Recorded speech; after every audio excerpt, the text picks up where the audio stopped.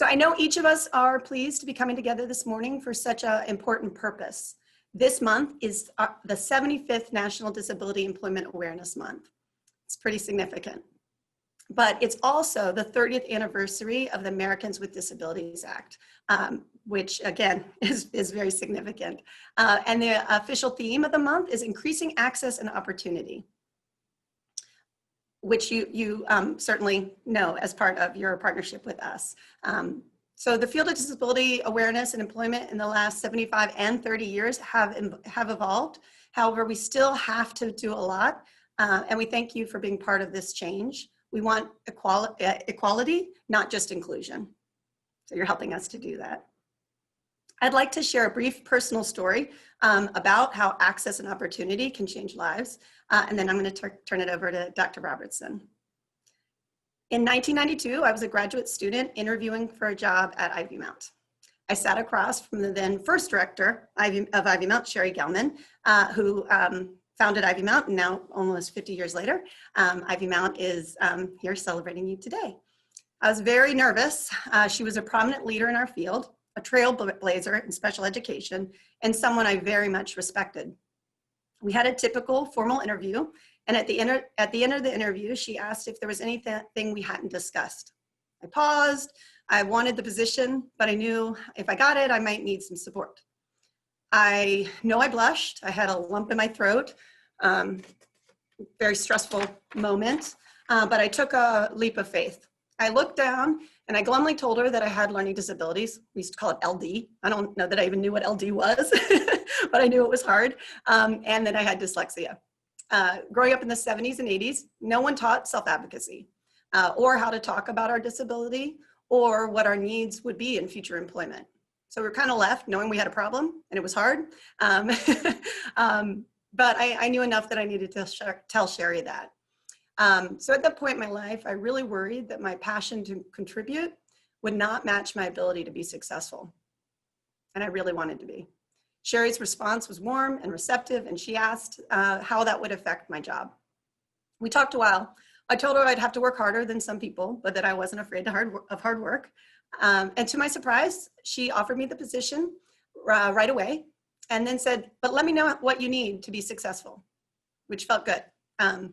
You know, she focused on me being successful, which all of you do with our students. Sherry knew just what to say, even back in the 90s. Someone gave me the opportunity, knowing I wasn't a neurotypical candidate, offered me support, and I'm here over 20 years now, reading my notes to all of you as the third school director of Ivymount. So this is just my little story compared to so many others, but everyone with disability faces a world full of bias and often self-doubt. I wanted to thank you for believing in this initiative. Society benefits when it gives access and opportunity to those of us who think different. But you know this, when you see our amazing students proudly achieving their success in your environments and engaging your community and helping everyone there to be better, you know this.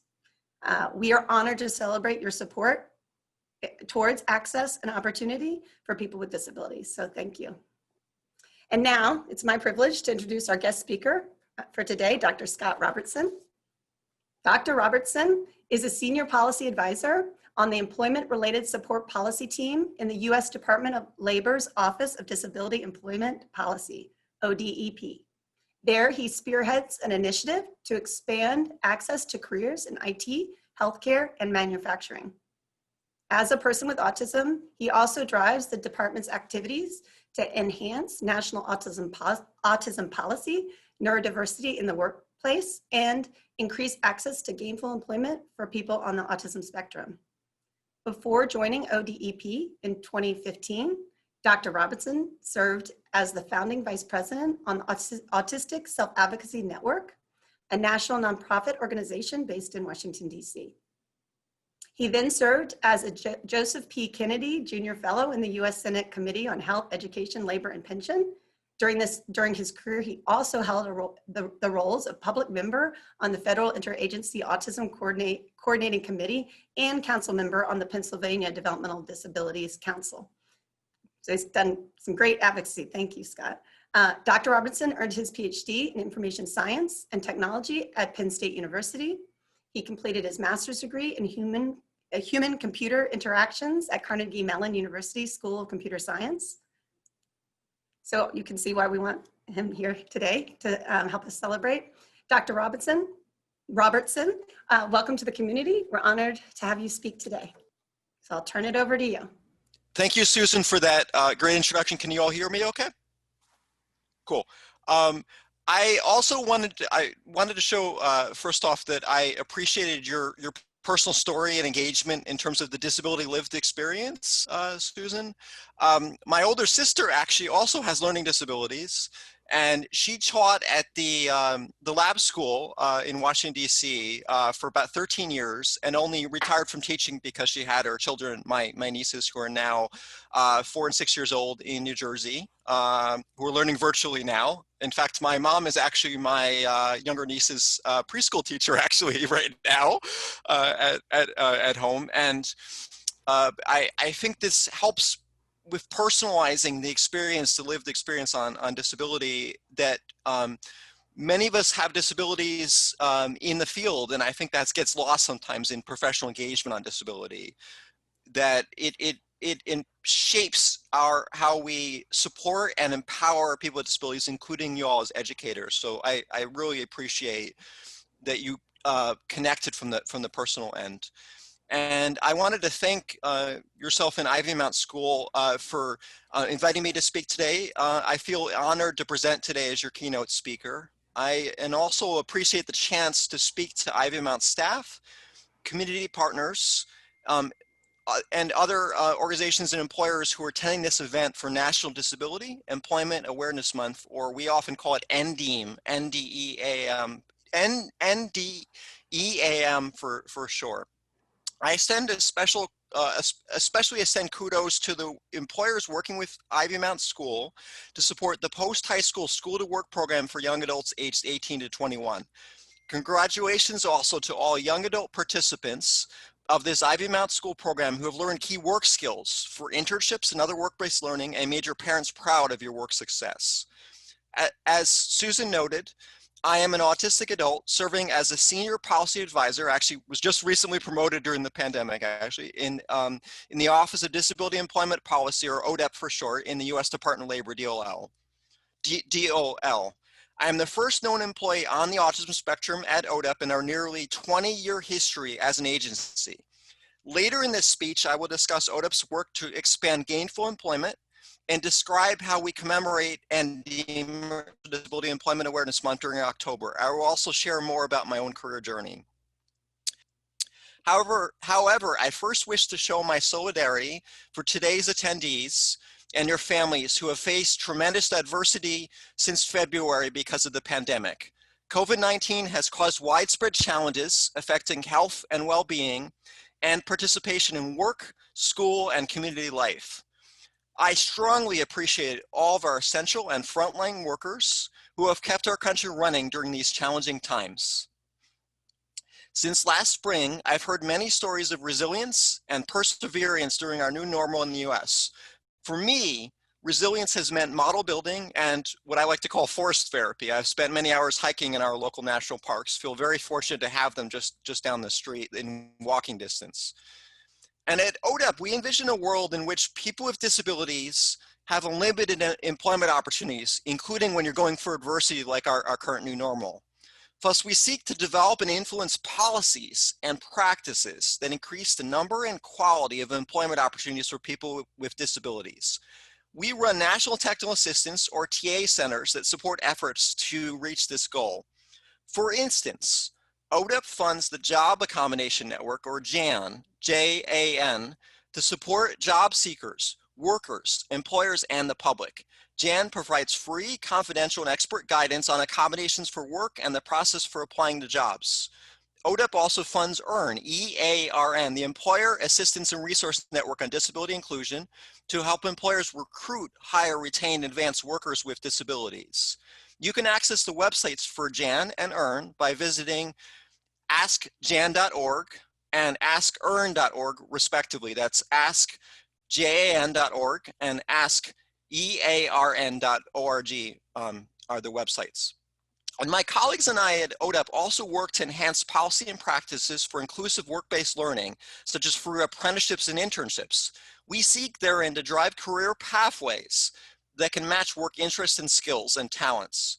Youth and adults with disabilities strive to attain not just jobs, but also equal access to long-term careers in fields that can tap core talents, gifts, and strengths. These honed talents, gifts, and strengths in career fields benefit employers immensely by bolstering performance and productivity in the workplace to help achieve business missions. Plus, careers are essential when we talk about expanding access to gainful employment for youth and adults with disabilities. Work supports, accessible technology, and tools can make a major difference in ensuring career pathways can progress for youth and adults with disabilities. For example, smartphones offer both accessibility features for workers with disabilities and provide apps to scaffold core work duties and routines. Smartphone apps may also often empower ways to adopt personalized supports and accommodations for the workplace, which currently in our new normal may be either virtual or physical. And we see that increasingly being more important in the future is that flexibility in hybrid workplaces. Equally, increasing our support for neurodiversity at work can propel greater access to careers for youth and adults who may think, learn, and perceive the world around us differently from others.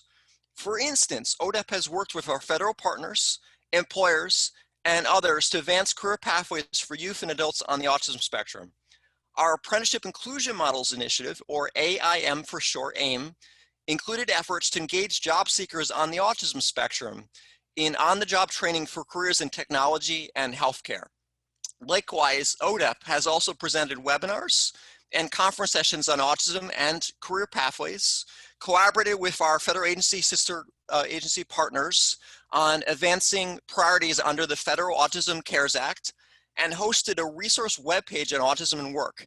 You can access this webpage by going to doll.gov/agency/ODEP/topic/autism, and maybe I can help you all post that in the chat room if you need assistance with that later. And throughout this month of October, employers, workers, and the public commemorate the 75th anniversary of National Disability Employment Awareness Month, or NDEAM. The first events for NDEAM came from efforts by Congress and President Harry Truman in the 1940s to promote access to employment, equal access for people with disabilities after World War II. And you can download and access ODEP's poster for NDEAM 2020 now that we're celebrating 75 years of ODEP, or 75 years of NDEAM, and other resources for your event planning at doll.gov/agency/ODEP/initiatives/NDEAM. I said 20 early on because ODEP is actually going to be celebrating our own 20 years actually coming up in the next several months actually. So we have the NDEAM anniversary and then our anniversary as an agency, 20 years coming soon. And our theme for NDEAM 2020 emphasizes increasing access and opportunity for youth and adults with disabilities. This focus therein draws from the ongoing theme for our year-long efforts to commemorate 30 years since the passage of the Americans with Disabilities Act, or ADA for short. The ADA has sought to ensure equality of opportunity, full participation, independent living, and economic self-sufficiency for all people with disabilities. Since 1990, the ADA has played an instrumental role in expanding equal access to work, school, and daily life in the community for children, youth, and adults with disabilities, including young adults with disabilities who are gaining their first work experiences right now, like the Ivymount students recently have with the program you all have been running. And this law especially carries meaning for members of the ADA generation like myself, who came of age under the ADA. I was attending elementary school when President George H.W. Bush signed the ADA into law in July of 1990. In 2014, I had the good fortune to advise Senator Tom Harkin, the chief author of the ADA, when I worked on Capitol Hill as a Joseph P. Kennedy Jr. Fellow. My year-long fellowship at the Senate Help Committee honed my talents and skills in disability policy. I helped organize hearings, drafted provisions for bills, legislation, and prepared briefing books and memos for Senator Harkin. These experiences shaped my opportunity to attain the policy advisor role at ODEP and now senior policy advisor and achieved related accomplishments since 2015. I've been at ODEP about 5 years now. And growing up, I faced barriers in navigating school to hone my skills, strengths, and talents for this journey toward work. My peers constantly bullied, shunned, and ostracized me throughout elementary, middle, and high school. They also regularly hurled insults, such as the R word. I'm not going to spell it out, but you all know it's the insult regularly lobbed at people with intellectual and developmental disabilities, and other unsavory words as insults toward me. And this adversity often depleted my self-confidence, drained my spirits, and hampered my mental health. Nonetheless, I strove to stay resilient to achieve success in school and work. Finding this success required me to focus deeply on my school studies to prove to others that I had value, talents, and skills, even if my peers did not often always see it. Fortunately, my tenacity and my commitment to follow my dreams, interests, goals, and passions paid off. I graduated college with high honor, summa cum laude actually, completed graduate school degrees in a STEM field, as you heard, in information sciences and technology and human-computer interaction, and gained key work experience along the way. And now I serve as a senior policy advisor at ODEP for work that aligns strongly with my skills, strengths, talents, and work for advancing what I call the 3 A's: apprenticeship, autism, and accessible technology. I manage activities for our new National Inclusive Apprenticeship Initiative at ODEP. We were previously running the Apprenticeship Inclusion Models Initiative. We have a new one that's just launching now. The press release hasn't gone out yet, so I'm not sure if I can share all the backdrop on it, but you'll be hearing from this soon. It's a multi-million-dollar initiative to improve access to apprenticeships in high-growth, high-paid jobs, such as in information technologies like cybersecurity, data science kind of areas, and healthcare fields.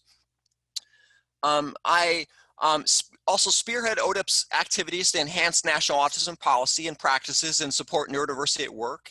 And I advise on accessible and emerging technologies for work and the workplace, such as artificial intelligence or AI and virtual reality. Work accommodations help me to enhance and strengthen my performance and productivity at work. For instance, I make use of flexible scheduling and assistance from coworkers. I've also utilized executive coaching for our centralized accommodation fund at DOL, Department of Labor. Connecting regularly by phone, my coach shared guidance for navigating work challenges, and she taught me core strategies and rules of thumb for handling the workplace. This support in the federal government. This support helped mitigate major barriers in workplace communication, social interaction, and executive functioning. So you can see it's very similar to some of the rules and thumbs and strategies and tips that Ivymount students received in their support for the post-high school school-to-work program. And philosopher Henry David Thoreau once noted, if a man does not keep pace with his companions, perhaps it is because he hears a different drummer. Let him step to the music which he hears, however measured or far away. Heed this advice while empowering your job candidates and workers to attain key opportunities to show and perform their talents and skills for work success and access career pathways. Thank you for listening to my speech today, and happy National Disability Employment Awareness Month. I would gladly make myself available to talk afterwards and answer questions if time permits over the chat room or otherwise. Otherwise, alternatively, I can connect with you all by email. Now let's further commemorate increasing access and opportunity for people with disabilities. Thank you. And thank you for Ivymount School for having me today again to speak to you all. And by the way, this is the flapping we're doing right now is preferred over clapping. I meant to mention that at the forefront, that sometimes clapping can be sensitive for the loud noises for ears for folks like myself who are autistic, and often the flapping, the visual kind of clapping, can be a lot easier. It's really parallel to what the deaf community has, the deaf clap, we call it flat paws in the autistic community. I don't know if I can demonstrate it correctly over Zoom. I'm not used to doing it over a virtual platform, but this kind of moving your hands, joggling around kind of thing is how you do it. Thank you so much, Dr. Scott Robinson. That was wonderful. We appreciate you taking the time out of your day to come and share all of your insights and your expertise into why such an inclusive workplace matters and benefits everyone. I believe everyone on this call today has some takeaways from your speech, and we've added some of the links to your resources, and hopefully you can fill in some of the ones that we may have missed that were a little bit longer. We couldn't type as fast as you were talking. Yeah, sorry about that. That's okay. That's okay. We'll circle back and get them. We're really honored that you could be here today and to have you fighting for policy change. You're a wonderful voice to have. My name's Katie Knight, and I'm the Student Employment Coordinator for the Post-High School program, for those of you who don't know me. So it's so nice to see so many wonderful, familiar faces. We have missed you guys so much over the past 6 months. And if we've learned anything over the past 6 months, it's taught us the importance of community, and community provides those connections that we need, not just to feel supported, but also to feel important. So our role in a community helps define who we are and why we matter. So despite or perhaps because of the time that we have spent away from our job sites, our gratitude for the role that each of you play in our students' education lives and their perception of themselves has only been heightened. You all have impacted our students' lives in ways that leave such a lasting effect. As educators, we get to see the growth from when they first start going to job sites to when they graduate. So because of you, when they leave Ivymount, they have a better understanding of their strengths. They've developed not only new skills, but they also have a sense of pride. And I hope you guys can see that at your job sites when you interact with them. We get to see it very often when they come back from their job sites, and we discuss them so much. And I hope you guys saw from some of the quotes the impact from the parents. And you're going to see a video in a little bit that's also going to talk about, you'll see some of the parents and how that impacts the home life as well. We knew that when we were starting to plan this event that we couldn't recognize you all in the way that we wanted to. We couldn't all come together in the traditional sense. We couldn't feed you like we're used to doing. We couldn't have the students there involved in interacting with you. But we still wanted to find a way to recognize you. So today we're celebrating each of you and recognizing the value and talents that people with disabilities add to the workplace and the economy. And as we've switched to online learning, we've had to reimagine what our classroom looks like and the way that we teach. However, what remains constant is our emphasis on exposing our students to many of the wonderful skills that they are working through our partnerships with your organizations. We strive to continue to provide meaningful opportunities to develop those vocational skills. But as you can imagine, nothing compares to the experience of being with you. The students ask us frequently when they're going to be returning to work. I hear that all the time, and I know that you all miss the students. I see it in the emails and every time we communicate. We have created a video to highlight the variety of tasks that they've learned in our job sites, as well as to showcase the inclusive ways that you all have allowed our students to be involved in your business or organization. During the video, please feel free to be in the chat. I know that Izzy is going to be posting some questions, and we'd love to hear from you guys as the video is scrolling. So thank you all for being here.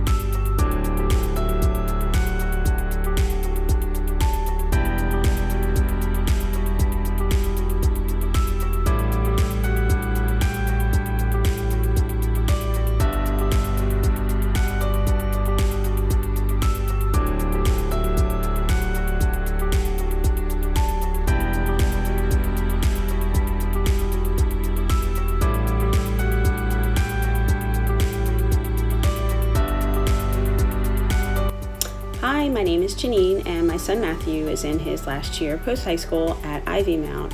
And I just want to take a second to share how much it has meant to us that Matthew's been able to visit various job sites as a part of his programming at Ivymount. On the days that Matthew would come home from being at job sites, he was often really happy, and I think because it gave him a chance to get out of the classroom and apply real-world skills that are going to help him later on in life, and I think he also felt really valued and a part of a team. So thank you so much.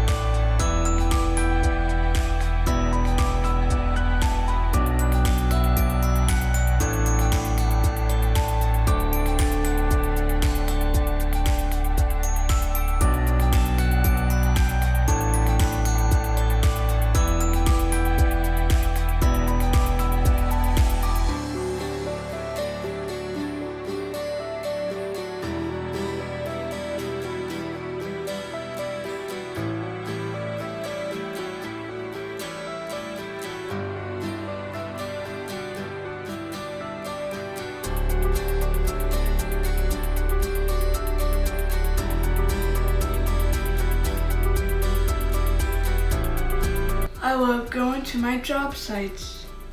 My favorite job site was Autism Speaks. I really like the cats at PetSmart.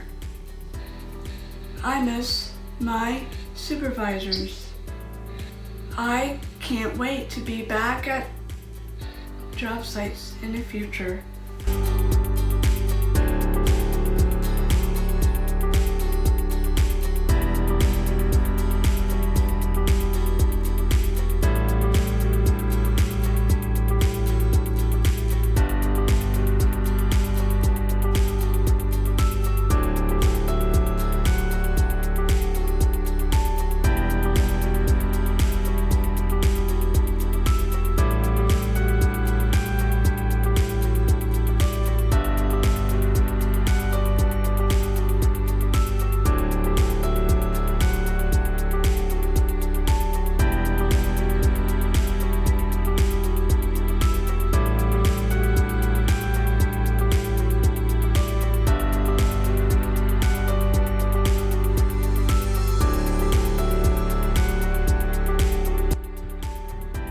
Hi, my name is Monique Witz. I'm Sean's mom, who is in the autism program at Ivymount.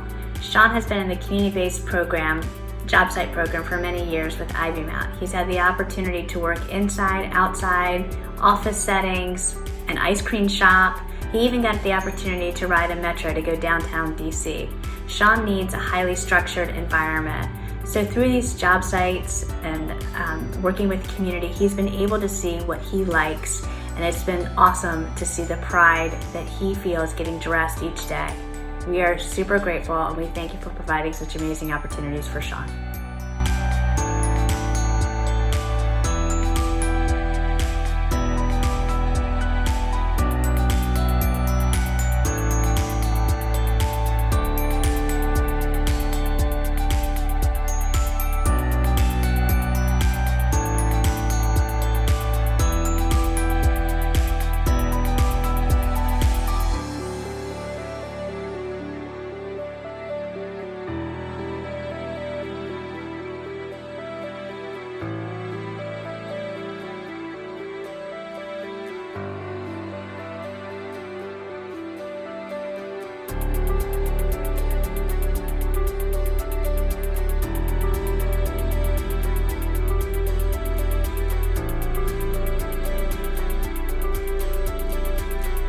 To all of our amazing job sites and community partners. We appreciate everything you do for our students. We miss you and can't wait to rejoin you when it's safe. Thank you for promoting an inclusive work environment.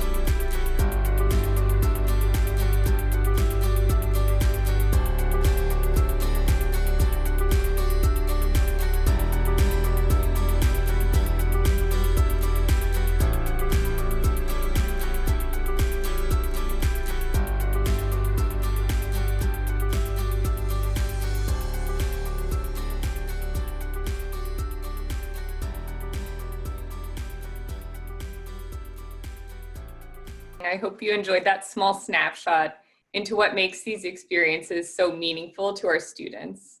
I'm Chelsea Cook. I'm the director of our the division director of our middle secondary autism program. And I've been supervising students at job sites for many years now. I want to thank our community partners because your gift of time and your willingness to share a space and purpose with our students makes their lives richer and helps them on their pathway to adulthood. Many of you shared some of your thoughts on why this partnership is valuable. Lynette from Black Hill shared that Ivymount students have been very helpful in the jobs performed while coming to Black Hill.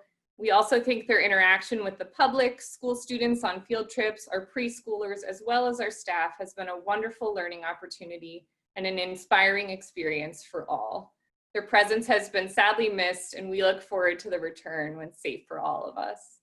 And Maristella from the Pan American Health Organization shared that students have not only contributed to the work we do, but also expanded understanding by all staff of their value and talents. They have shown us how we can adapt to everyone to make a work environment more inclusive and respectful to all.